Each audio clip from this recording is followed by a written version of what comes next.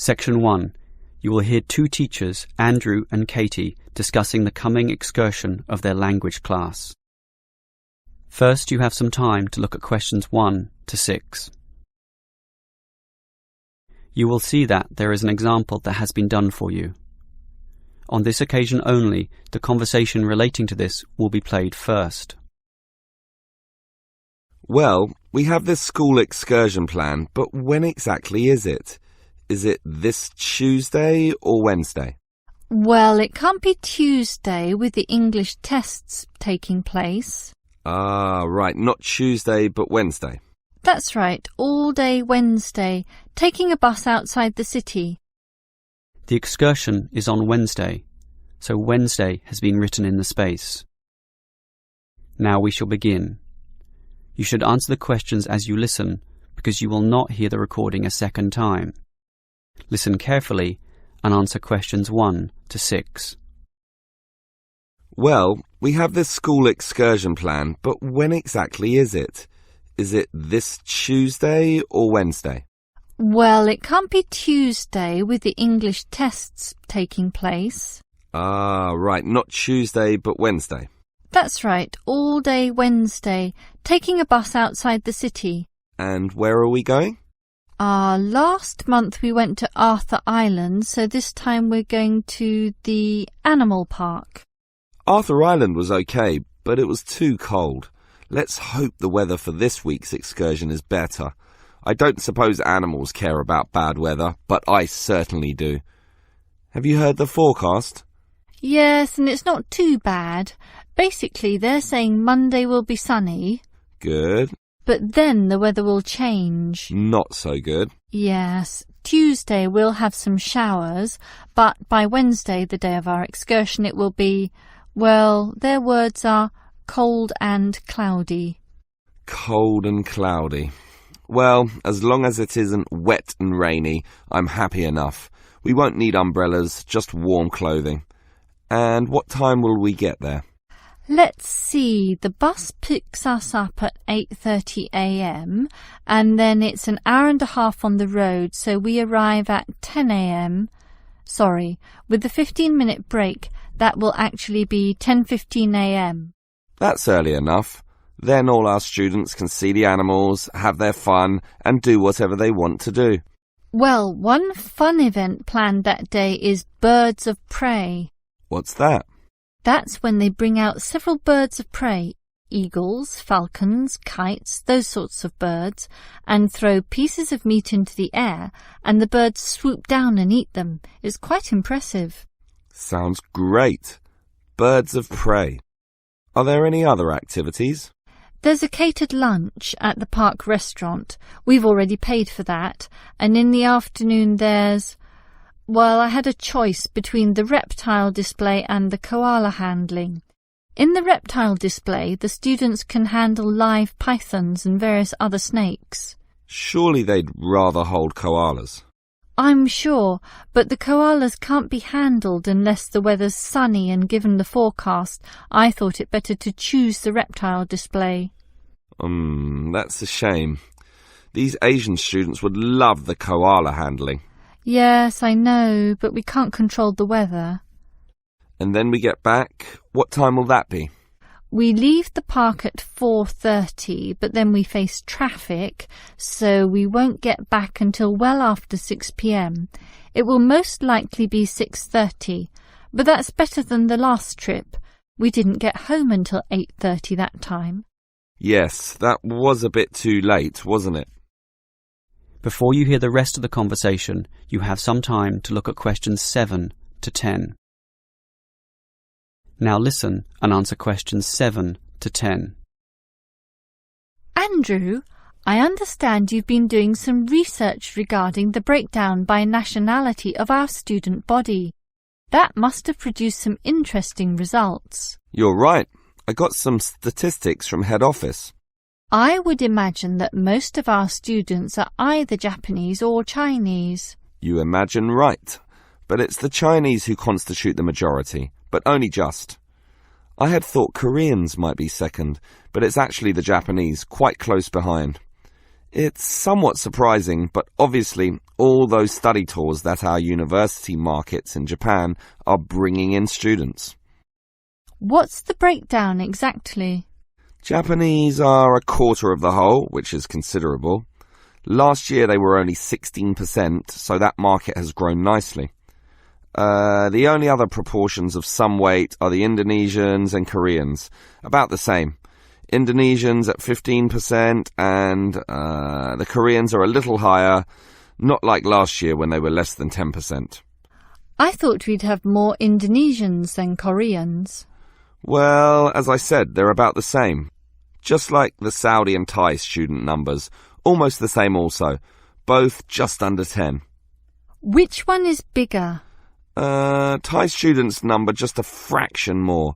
As for the other nationalities, collectively they're only 3%, so it wasn't worth giving each of them a separate category. I just grouped them under other. That's Vietnamese, South American, a couple of Russians, and so on.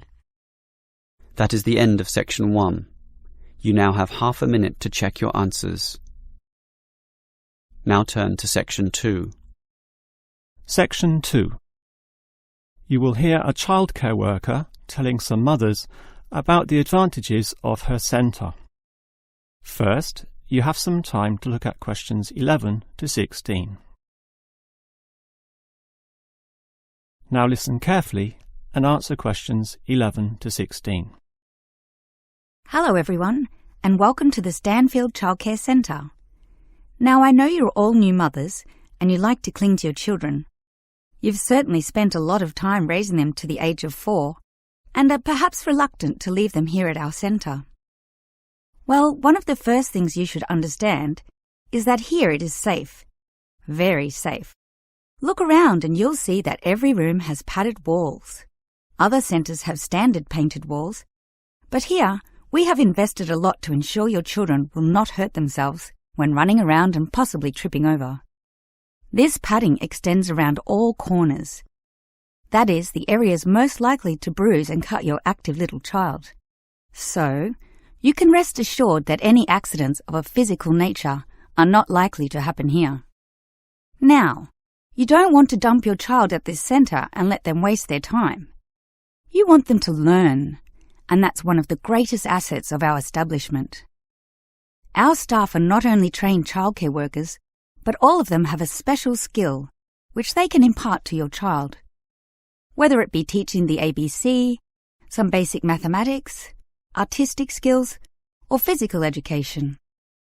We are particularly known for our preschool literacy program and have a wealth of learning toys specially designed to develop your child's potential. Of course, one concern many mothers have is that, in environments such as these, colds and flus and other viral nasties can be easily spread around. It's a very legitimate concern, and one which we take seriously, and we pride ourselves on our precautions. For a start, unlike most centres which clean with standard detergents, we disinfect every service at the end of every day, using a special disinfectant wash. Some places just wipe surfaces daily with a damp cloth, but not us, and that's just the start. We also physically check your children when they arrive every day. And if we feel your child is sick, we ask him or her to wear a face mask to ensure germs are not transmitted. If your child is noticeably sick, then we ask you to take them back home to recover. This might sound a little unkind, but we hope parents can understand that these measures are for the benefit of all. Before you hear the rest of the talk, you have some time to look at questions 17 to 20.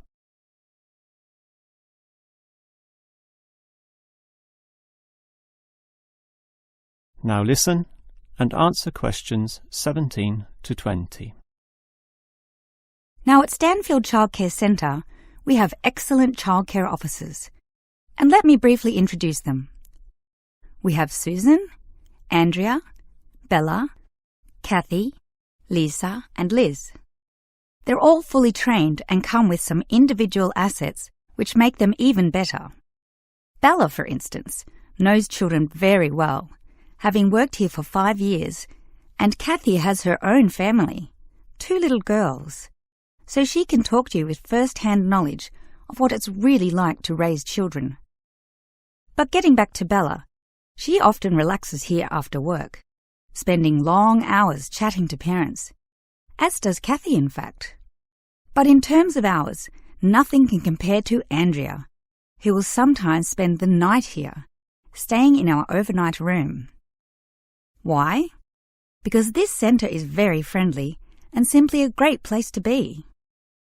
Bella, for example, used to be quite shy herself, but now is marvellous with the little kiddies, as outgoing as any of them. We let Kathy, though, deal with the particularly quiet and introverted children, since having her own family, she knows what can really bring them out.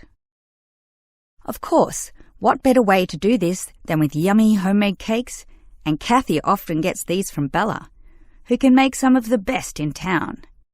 Yes, everyone here brings something special, which is why we're one of the best childcare centres in the business. That is the end of section 2.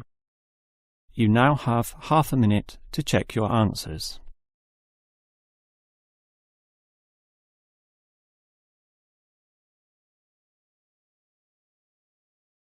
Now turn to section 3. Section 3. You will hear 2 faculty directors talking about which person in their university to promote. First, you have some time to look at questions 21 to 25.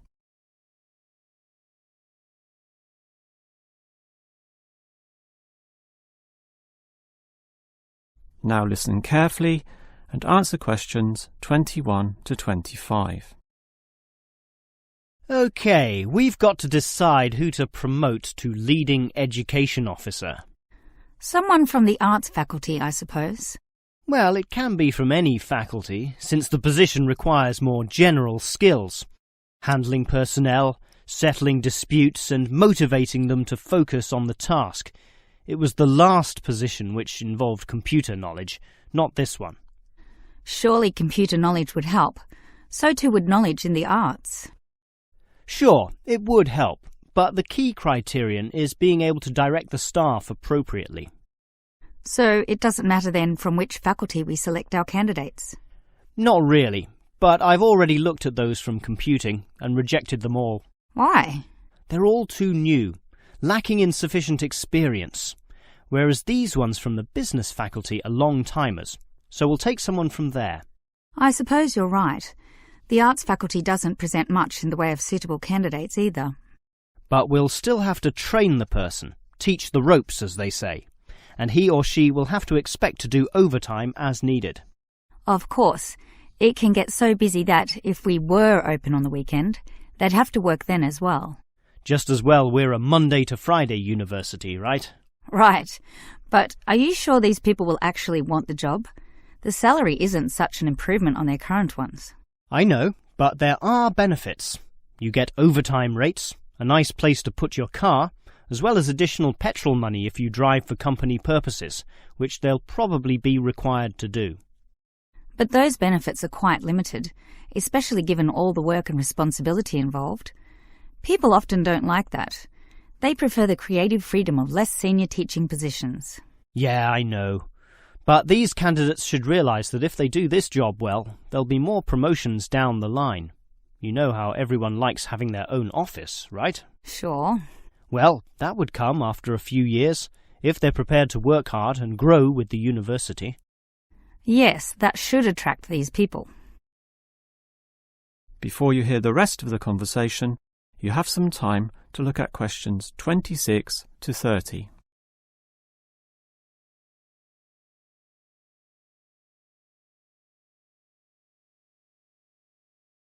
Now listen and answer questions 26 to 30. Well, that's enough talk about the job. What about the actual candidates? How many do we have? I've narrowed it down to 4. Just using their first names, that's Stephen, Abdul, Lek and Oscar. As you said, there's quite a bit of experience between them, about 34 years in all. What's the exact breakdown of figures? Abdul and Stephen both have 7 years. Lek has 1 more, and Oscar is the most experienced at 12. But who's the most qualified? Stephen and Abdul have an MBA. Oh, sorry, Abdul's got something called a MBP, some foreign thing which translates as Master of Business Practice. I'm not sure what that is, but does he do the job well? Very well, apparently. Better than Lek and Oscar, who hold a degree and some certificates respectively. But we have to think about any drawbacks. You know, possible issues with any of them. I asked the respective deans for feedback, and I found out that Stephen, the younger one, drinks a bit. So he has a problem with alcohol?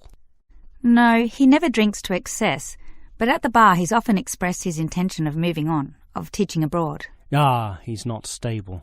Not stable at all, apparently. We'll never know for how long he'll hold the job. We need stable personnel, and people without family problems or sick relatives like the last guy we promoted. What about Abdul, then? Will he do? He might do, except his English language ability is limited. It's functional, but a bit broken, and meaning is sometimes lost. That's not the problem with the next candidate, Lek, who has good language ability, but this job involves handling people, and his dean says Lek's attitude is bad. In what way? His manners are okay, and he's interested in his job, but he believes there should always be adequate leisure in life. He definitely won't work overtime and complains a lot already about his job. But this last candidate, Oscar, is probably not the right one either. Why not? Not another problem with language. His first language isn't English, but he speaks it well enough. He's stable with a good attitude, but his age is the problem. Age is not a problem. That would be ageism, and I don't believe in that. But with his age comes health problems as well, and serious ones at that. Oh, that might be an issue then. That is the end of section 3. You now have half a minute to check your answers.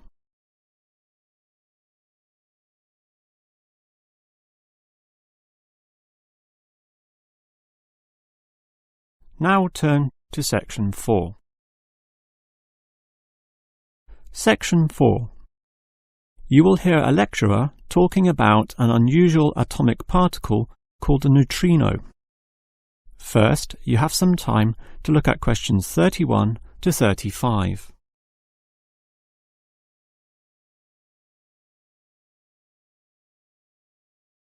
Now listen carefully and answer questions 31 to 35. When considering the smallest unit of matter, the atom, most people know of electrons, protons and neutrons, but almost none know of another particle, even though they are constantly emitted from the sun in the trillions, with 100 to 200 billion of them regularly passing through your body every second. To repeat, that's not thousands, not millions, but billions every second. You don't feel them because they are small. In fact, so tiny that we can barely detect their presence at all. These mysterious particles are called neutrinos. Despite such an abundance, detecting them is a huge undertaking, and there are many reasons for this. Firstly, the neutrino itself is so small that you need to eliminate absolutely all other particles around. To do this, you need what is called a clean room, one that has an extremely low level of dust, microbes, floating particles, or chemical vapours. You probably don't know it, but the air around you right now has almost 40 million particles per cubic metre. In contrast, the cleanest of clean rooms has less than 10.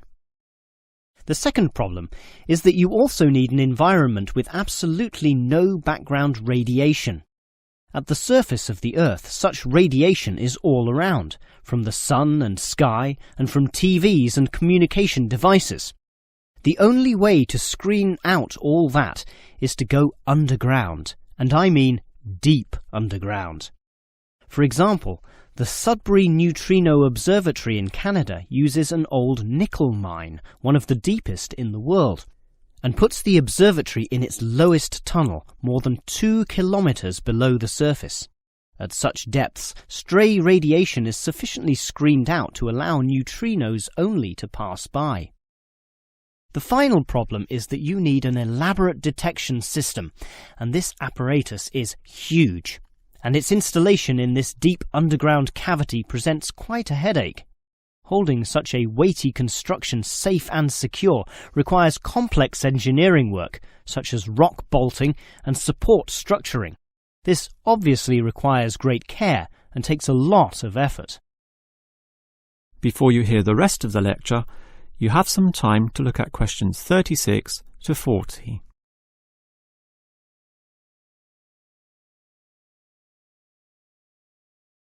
Now listen and answer questions 36 to 40. So I've told you about the difficulty in detecting neutrinos. They are tiny, virtually weightless, have no electric charge, and hardly interact with anything at all. Yet we can detect them, and to see how, let's consider the Sudbury installation once again. The detector there consists of a spherical container filled with heavy water. This rests inside another vessel filled with normal water, which helps support the weight of the inner sphere, as well as providing further shielding from any stray radiation.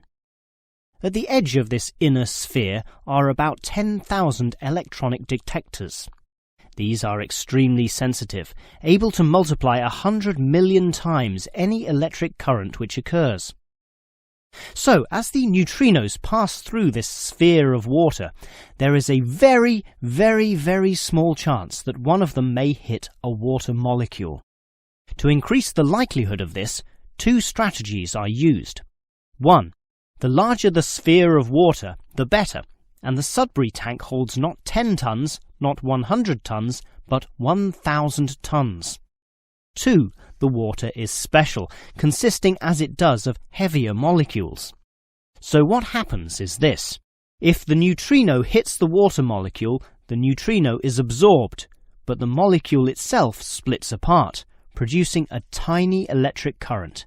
It is this which is detected and analysed, giving key information about the neutrino. The final question is, why do we care about these elusive particles? Well, just think. They can pass right through the core of our sun at the speed of light without being affected or losing strength. No other form of radiation can do that, meaning that the knowledge we get about neutrinos can help us to control them. With this ability, we can probe the center of our Earth, the inner layers of our sun, and the outer limits of our solar system. And that makes it all worth the effort. That is the end of section 4. You now have half a minute to check your answers.